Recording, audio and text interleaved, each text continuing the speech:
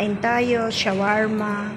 Nakakita ako dito ng pulube, niyaya ko. Ang ganda niyan lalaki, batang ito. Niyaya ko kasi gutom na gutom, binigyan ko rin siya ng tubig. Nakakaawa. Ay, ang mga ganyang klase ng tao ang natulong sa akin pagka ginagabi ako. Sila yung magsasalba. Kailangan maging mabait din tayo sa mga taong katulad nila na palaboy-laboy.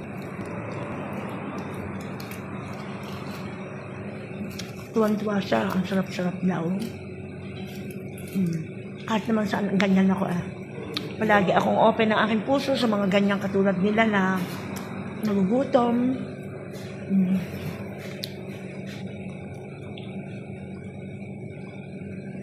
Piano. Prego. Hindi siya magkaintindihan ng pagkain, gutom na gutom siya, kaya sabi ko, dahan-dahan.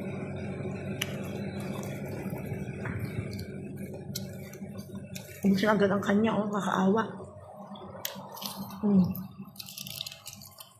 Kaya yan, pinakain ko muna siya.